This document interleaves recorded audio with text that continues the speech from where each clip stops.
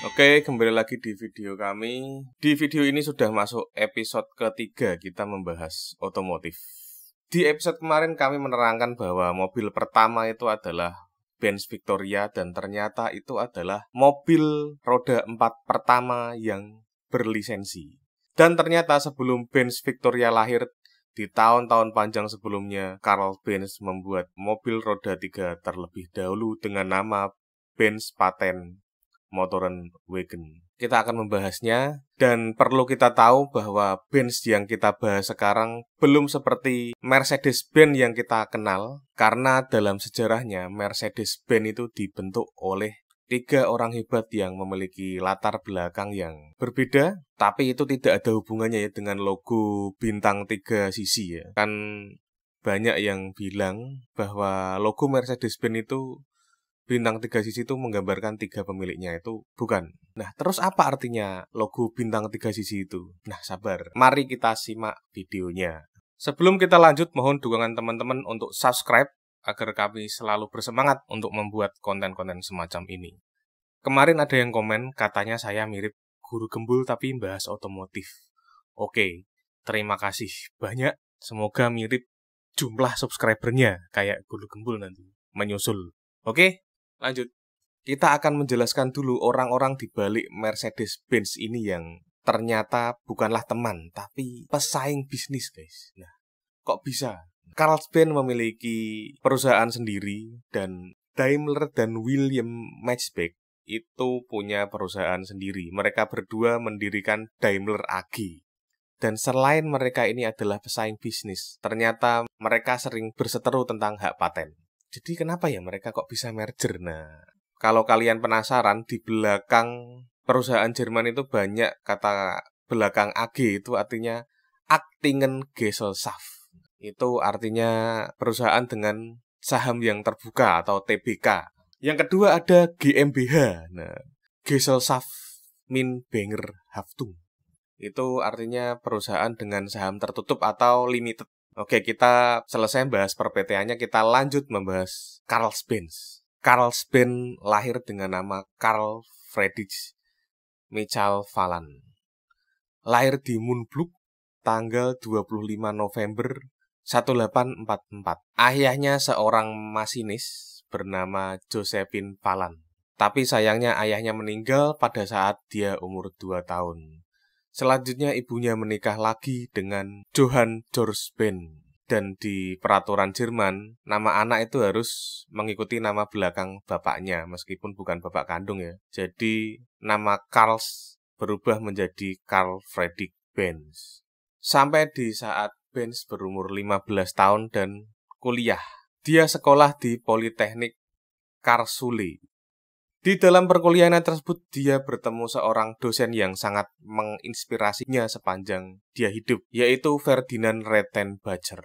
Seorang Ferdinand ini ternyata sangat terinspirasi dari temuan Nikolaus Joseph Cournot bahwa kereta bisa berjalan tanpa kuda, yaitu dengan mesin. Kita pasti punya ya guru-guru seperti ini ya, yang sangat inspiratif, yang pemikirannya terbawa sampai sekarang.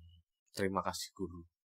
Tahun 1769, Cournot membuat mobil pertama di dunia dari gerobak meriam dengan penggerak mesin uap yang dinamai Vardier. Temuan inilah yang menginspirasi banyak orang.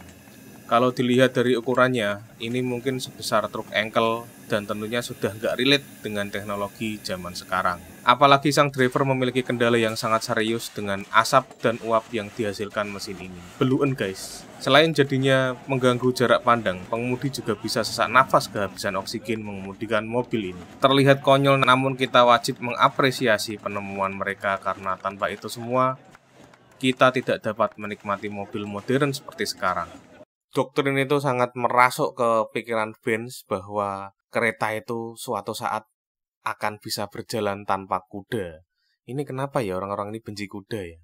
Emang mereka pernah ada salah sama kuda gitu ya? Pernah didumpak kuda mungkin? Emang sih kuda itu wajahnya nyebelin ya? Pada tanggal 9 Juli 1864, Benz akhirnya lulus di usia 19 tahun. Kita belum pernah belajar di kuliah di sana tuh seperti apa. Nah, mungkin nanti orang-orang yang tahu Jerman atau gimana bisa komen, bisa menjelaskan. Alih-alih dia menjadi insinyur atau mekanik, dia ternyata bekerja di perusahaan pembuat kunci. Nah, jadi tukang kunci guys.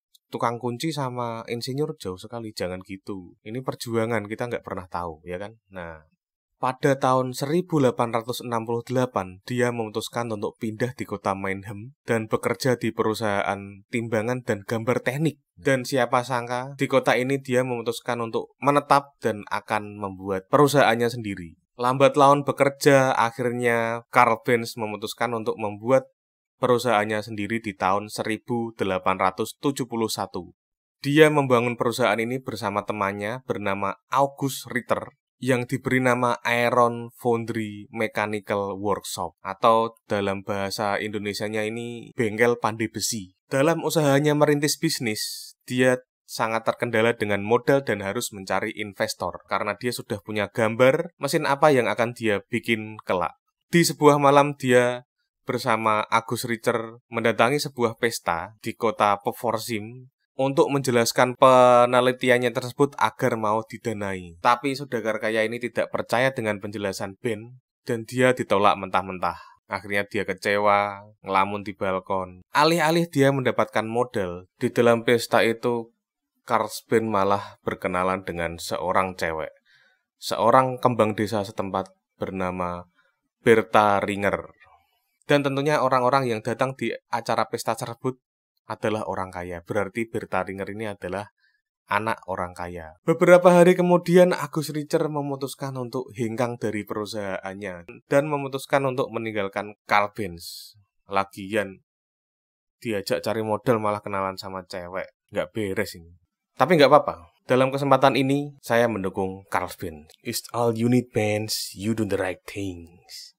I support you. Semangat no, rasa pikir Agus Ben lungo. Karena sosok Bertha Ringer ini adalah sosok yang akan menjadi partner dalam segala hal. Bertha pun sesekali ngapel ke workshop milik Benz dan dia ternyata jatuh cinta karena menilai Benz ini orang yang gigih dan dia percaya bahwa Benz akan sukses suatu saat dengan penemuannya. Wow, cinta membangun semuanya. Cinta. Bertha sendiri bukan wanita biasa ya. Selain dia adalah anak orang kaya, dia tahu bahasa teknis dan nyambung apa yang diomongkan oleh Benz. Agak sulit untuk meyakinkan cinta mereka berdua kepada orang tua Mbak Bertha, tapi insinyur selalu punya cara. Entah bagaimana ceritanya, mereka pun menikah. Ya, kalau misal kita menceritakan asmara itu rumit. Pada akhirnya mereka berdua menikah dan menjalani hidup bahagia. Masa sih? Setelah menikah, mertuanya pun ikut nimbrung dalam proyek band ini karena Mbak Bertha meyakinkan orang tuanya bahwa penemuan band ini akan sukses suatu saat. Setelah 9 tahun berjalan, dia sudah punya 3 anak, tapi dananya hampir habis dan penemuannya belum selesai. Dia mulai putus asa dan mulai tengsin untuk meminta dana lagi ke mertuanya. Akhirnya dia bertemu pengusaha kaya yang seorang fotografer juga bernama Emil Behuler dan dia bersedia mendanai proyek Benz tersebut. Dia merubah nama bengkel pandai besi tadi menjadi Gas Motoren Fabrik in Mannheim. Setelah 1 tahun dia mengembangkan penemuannya ini, merealisasikan gambar tekniknya menjadi bentuk mesin, akhirnya mesin itu hidup dan dia melaporkan penemuannya itu pada Emil Behuler. Tak disangka, ternyata mesinnya ini mendapat gugatan hak paten dari Daimler dan dinilai mesinnya menjiplak Nikolaus Otto. Waduh, mumet-mumet ya 10 tahun ternyata kena hak paten. Dan inilah awal persaingan Daimler dengan Benz. Karena terkendala hak paten, si Emil ini berkata dengan Benz, kalau masih ingin menjalin kerjasama dan meneruskan proyek ini, dia harus rela hanya menjadi karyawan insinyur pengembang dari mesin Daimler tersebut. Seorang Ben yang memiliki jiwa inventor, dia tidak mau menjadi karyawan meskipun itu direktur. Dia memutuskan untuk berhenti kerjasama dan mencari investor lain. Tahun 1883, dia bertemu Max Roos dan Friedrich Wilhelm. Kedua orang ini merupakan pengusaha sepeda dan kereta kuda. ketiganya mendirikan Benz & Company Rheinische Gasmotorenfabrik. Perusahaannya juga disebut Benz & CIE. Mark dan Fredrik yang basicnya pengusaha pun tidak mau konyol, hanya ingin mendanai proyek mobil yang belum jelas ini. Dia tahu kalau Carl Benz itu adalah insinyur hebat yang bisa membuat mesin bensin yang benar-benar bisa bekerja. Mereka menginginkan pabrik yang didanai ini membuat mesin statis untuk industri karena cuannya dinilai sudah ada. Jadi, sembari melanjutkan proyek impian yang belum pasti ini, dia harus membuat produk yang pasti bisa layak jual, yaitu mesin statis industri. Dengan kerjasama ini, dia mempunyai pabrik dan memiliki karyawan sekitar 25 orang. Dan memang benar, mesin statis Benz ini laku dan membuat perusahaan ini berkembang. Dan di tahun 1885, dengan sumber daya yang ada, mobil Benz pertama ini lahir. Karena perusahaan Max dan Fredrik tadi adalah sepeda dan kereta kuda, maka mobil yang tercipta ini tidak jauh-jauh dari onderdil sepeda dan kereta kuda. Maka kita tidak kaget kalau penampakannya seperti gabungan antara sepeda dan kereta kuda. Mobil ini masih menggunakan 3 roda, 1 depan 2 belakang, berpenggerak mesin 975 cc single cylinder. Pada intinya mid engine ini ya. Jadi mobil pertama itu mid engine guys. Dengan penyuplai bahan bakar karburator dan pengapian pakai koil. Mobil ini tentunya sudah pakai aki ya guys. Nah, zaman dulu itu, tahun segitu tuh sudah ada baterai. Nanti kita bahas perbateraian duniawi.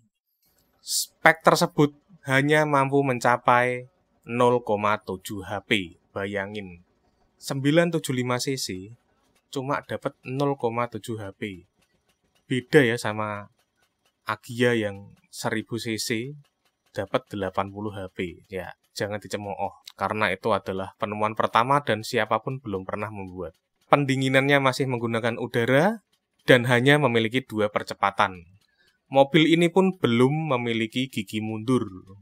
Dan penyaluran penggerak roda belakang itu masih menggunakan rantai, belum ditemukan gardan pada saat itu. Tak mau kecolongan, akhirnya di tahun 1886, akhirnya dia mematenkan mobil ini dengan nama Benz Patent Motorenwagen. Dan dikenal juga dengan Benz Patent Motorenwagen model 1. Oke, part pertama sudah sampai di layarnya Benz Patent Motorenwagen model 1. Kita lanjut di part 2 saja, yang tentunya akan lebih menarik karena perjalanan Benz untuk membentuk mobil ini tidak sampai di sini saja. Oke, seperti itu dulu di part 1. Kurang lebihnya mohon maaf, jika ada kritik dan saran silahkan komen. Terima kasih telah menonton, sampai jumpa di video berikutnya. Ciao. Jangan lupa